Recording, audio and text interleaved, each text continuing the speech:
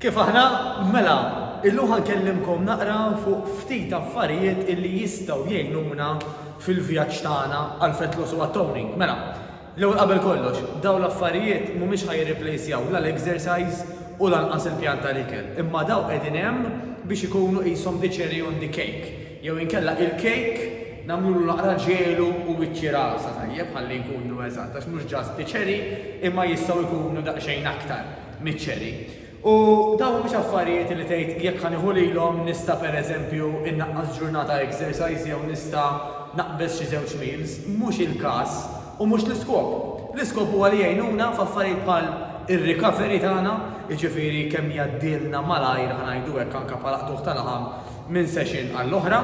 Għaliex? Ħalli meta nerġgħu niġu għat-training inkunu at our best, ħajjejnuna f'ħafna mill-każijiet innaqsu r-riskju li nimirdu.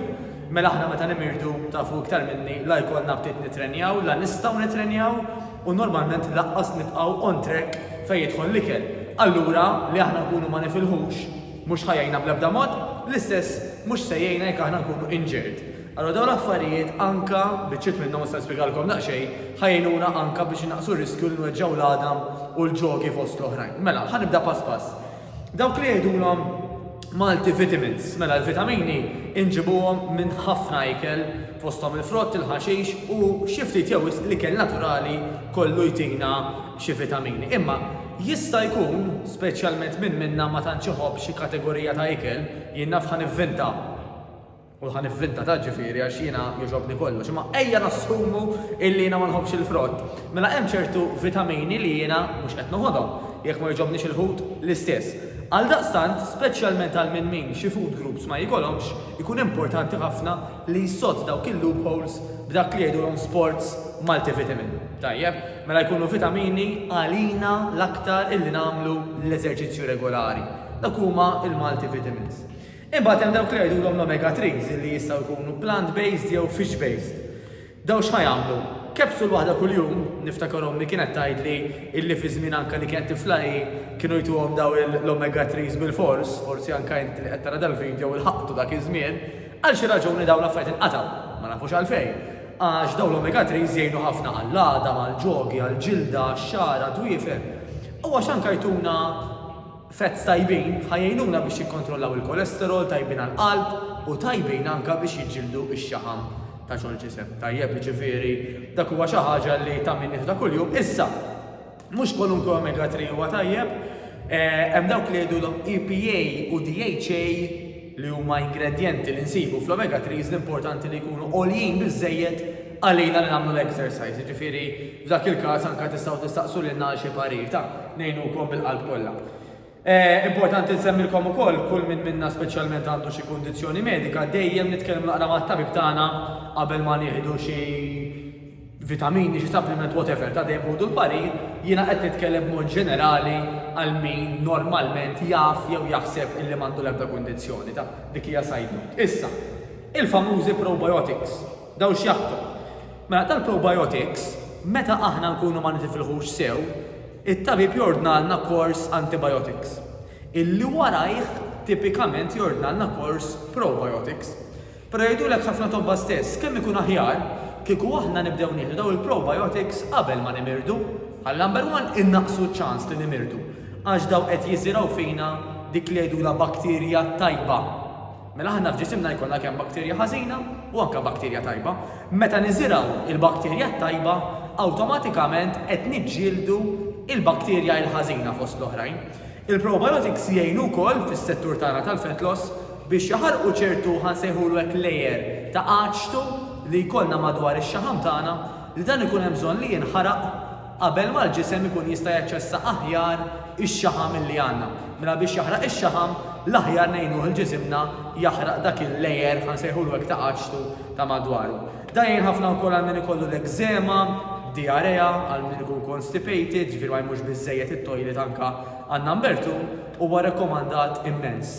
Fil-fatt dan insibu anke f'dożi iżgħar fil-ħaxix u anke fil-Greek yogurt. Tajjeb, dak biex insemmilkom lilu wkoll. Issa, waħda mill-best friends tiegħi di li jgħidula iż-zero bar. Ma nafx inti għax provajt xi snack bar jew xi protein bar. Però importanti illi meta ħanieħdu xi ħaġa ta' snack biex ma tkunx xi ħaġa li qed ħaxxinna iktar milli tgħinna nirqaqu, illi ma jkollix l-ewwel nett ħafna xaħmijiet u laqas ħafna zokkor. U li fl-istess ħin tkun għolja fil-proteini. Issa daw għalfejn jgħidulhom zero bar. U ma zero bar għax ma fihomx zokkor miżjud, gluten miżjud u laqqas lactose miżjud. Fil-fatt huma free minn dawk it-tlieta. Għal daqstant ħajnaqsu r-riskju wkoll li nkunu bloated. Għax uħut minna jkunu bloated minħabba xi wieħed minn dawn it-tlieta, jew it-tlieta li huma insomma ta' xemmejn u daqsxejn delikat bħali fl-istonku u jaffettwah kemm il-gluten u kemm il-lactose. Insomma, mela dawn minkejla ma jkunux xi toma ta' xi Cadbury u xi Toblerone, tajjeb, ikunu toma tajba biżejjed imma daqsxejn layeri ta' ċikkulata eżempju, daqsxejn flavor biex il-proteini li fih ġewwa li jkun qisu ekwivalenti għal xi landa ton ta' żejt tajjeb, aħna ngħidu ħadd xi ħaġa toma tajba flokka dejjem ħadd tuna jew chicken. Allura daw ħajjnuna anka invarjaw dak li qed nieklu for the fun of it. Insomma. All right, dak lest ukoll. Mela, għal minn minna, jew ma tantx jixrob biżejjed, jew iddejqu t-toma tal-ilma waħdu, jew inkella bħal ħafna minna inbagħtu ftit miqtuħ tal-laħam. Jew inkella l-min ġast ikollu bżonn jew ftit jibda it-toma mingħajr ma jixrob is-soft drinks u dal-bolero u dawn l-affarijiet, insomma, sorry li kelli nsemmihom ma taf inti, ma tantx jagħmlu ġejt. Anyway, da jgħidulhom BCAA, Branched Chain Amino Acids. Daw ġej mill-familja tal-protein, ikun trab illi meta nżiduh mal-ilma u minflok Gatorade, minflok Powerade, etc. mhux ħajagħtina zokkor. Għax aħna ma tantx għandna bżonn aktar zokkor, it-zokkor qed inġibuh mill-ikel fil-każ tal-exercises illi nagħmlu ma tantx għandna bżonn iktar carbohydrates milli nieklu, tajjeb. Imma l-aktar li għandna bżonn huwa proteini biex jgħinna nittownjaw, naqsu tuħ tal-laħam u anka biex nibdew insoddu ċertu aptit li forsi jkollna. Għax il-protein isott dak in-naqra cravings illi jkollna jew ġuħ. Mela dal-BCAA ħanżiduh mal-ilma, hemm flavors differenti, orange, pineapple, kiwi lime, etc. etc. whatever. U bih aħna ħajjejna anka biex innaqsu tuħ tal-laħam. Tajjeb tagħmel scoop miegħu hekk ma kemm trid ilma, jista' jkun fix il-ilma żgħir kbir. Fidejk l-importanti tieħu dik id-doża scoop ta' kuljum. Daka il-ħabib tagħna il-BCAA. Issa, l-aloe vera u laħan semmi l-aloe vera importanti nsemmilkom illi dan il-prodott bħal forsi prodotti oħrajn ġieli rajtuh anka jinbijaw minn postijiet differenti. Aħna però m'għandna l-ebda relazzjoni ma' l-ebda kumpanija. Ġifieri kif qed tinnutaw dawn huma kollha brands, kważi kollha kemm huma brands differenti. Għaliex? Għax jien nemmen anka parti mill-istudji li għamilt.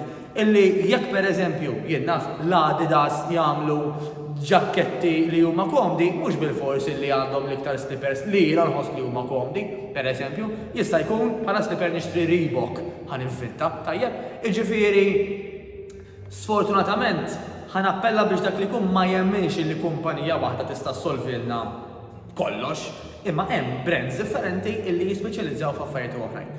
Dan jgħidulu aloe vera gel, bażikament, huwa 99.7% minnu pur, għalhekk nirrakkomandaw ta' din il-brand partikolari, u dan fiex ħajjejna. Mela dan ħajjejna biex niddiġistu l-ikel aħjar.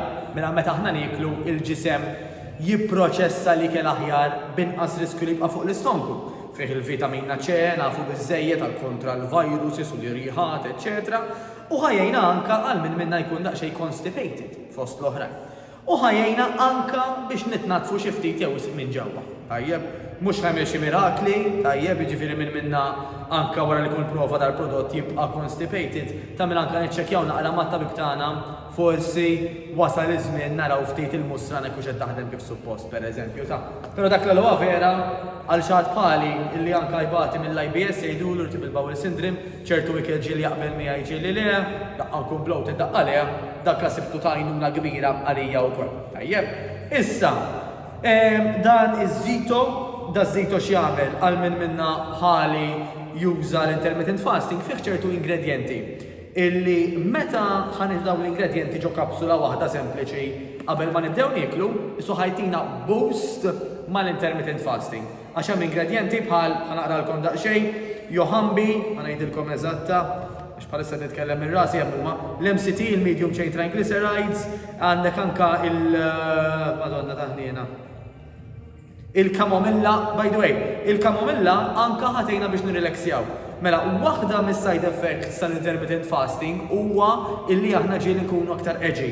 Bil-kamomilla ħanejnuna nirrilaxjaw ukoll, fihom green tea, fihom anka extracts oħrajn bħal tal-beans u raspberry ketones illi ħajjejnuna biex anka number one jaqbadna inqas ġuħ inqas ta' spiss u apparti minn hekk ħajjejna biex once li nibdew niklu ġisimna jkun kapaċi jemmanġġa l-ikel tiegħu aħjar, dak jgħidulu is-sito. Imbagħad ikonna ħafna min jgħidilna jiena tant żdrajt nieħu l-kafè illi qisu qasadu jagħmel effett. Dak ikun sinjal illi wasal iż-żmien illi anke nvarjaw naqra x'qegħdin nieħdu. Jekk il-ġisem dejjem imdor jieħu black coffee, pereżempju tkun idea tajba illi neqilbu naqra l-ingredjenti ħalli kemm jista' jkun ma niġux dejjem imwaħħlin miegħu. Issa dan ħajjejna anke biex innaqsu għall-kafejiet il-fatig, lejja u jtina anke enerġija qabel it-training. Mela dan ikun dak li jgħidulu pre-workout supplement, mela sempliċi capsule nistgħu nieħdu nofsija qabel it-training differenti mill-kafè iswed biex għall-ġisem ikun xi ħaġa ġdida li tina boost. Tajjeb ġbejn. Bħal kollox imbagħad once li ġismek jidraħ ta' min tissajkilja. Ġifieri naf wara xahar, pereżempju xahar u nofs, teġa' tmur għall-kafè iswed, teġa' tagħmel xahar u nofs bil-kafè iswed u teġa' teqleb għal xi ħaġa differenti. Dak jgħidulu cycling. Mela, ma nafx dorġ kollox jien apparti id-digestive enzymes eħe. Mela, dal-aktar illi naraw li jgħin huwa min ma jkunx jaf eżatt li ma ikel ma jaqbilx miegħu fis-sens forsi jiblowt jibqa' fuq l-istonku, etc. Daw pereżempju jiena nġorrom miegħi meta noħroġ niekol milli minkejja ħanorda ikel li naf li mhux jagħmel ħsara, ġieli jiżżerżaq xi ingredient u jispiċċa jagħmel ħsara. Daw id-digestive enzymes mela noħodhom qabel l-ikel. Mill-ewwel ġifieri wasal l-ikel pereżempju, ħadd tnejn minn daw, xrobt l-ilma, nemxew daħlu fis-sistema ma bdejt niekol. Għax daw ħajjejni biex l-ikel iddiġistih aħjar u naqqas ir-riski illi semmejtilkom. Dak jgħidulhom digestive enzymes. Imbagħad għal min huwa fan tal-protein shakes, mhux kull protein shake huwa rekomandat hemm ħafna minnhom miżjud bit-sokkor isek qed tixrob xi milkshake laqgħu milkshake li għattom tajjeb dak oqgħodu attenti għax tipikament ikunu għoljin fit-sokkor. Meta jkun protein shake ġenwin, ikun oli fil-protein però baxx fit-sokkor u l-carbohydrates u x-xaħmijiet u l-protein shake huwa replacement ideali minflok snack jew saħansitra minflok ikla f'ċertu okkażjonijiet u anke tajjeb għal min ma tantx iħobb forsi jiekol l-ħin kollu jew ta' spiss u jippreferi kultant jixrob in-nutrienti li jkollu bżonn. Tajjeb, dak ukoll jiġi fil-flavors differenti, chocolate, vanilla, banana, whatever. Jekk ikolkom bżonn xi ħaġa minn dawn nistgħu nagħmlulkom aħna stess, bażikament tistgħu tiġbruhom mill-istudio tagħna, eċċetera, qabel xi session jew wara xi session dejjem iċċekkjaw magħna tal-uffiċċju illi jkunu hawnhekk ħalli niftehmu ħin fiex intippikjawhom u bażikament kif kellimna daw ħajjejnuna fil-vjaġġ tagħna ta' fat loss u ta' toning. Li jkollkom bżonn issaqsuna tistgħu jew iċċemplu jew SMS fuq 99003909 99003909 u nkun nistgħu nagħtukom daqsxejn il-parir tagħna kif nistgħu ngħinukom. Tistgħu anke tkellmuna fuq Facebook Messenger, issibuna NU Better Life, jew inkella fuq l-email tagħna info@newbetterlife kelma waħda @gmail.com. info@newbetterlife@gmail.com. Mhux għall-moment. Le, info@newbetterlife.com. Sorry. info@newbetterlife.com. L-New Better Life biex issibuna fuq Facebook tinkiteb hekk kif hawn di sturduk ta' bħali mawġa. Tajjeb, narakom jiena Mattejus Grasso nixtieq ilkom is-saħħa.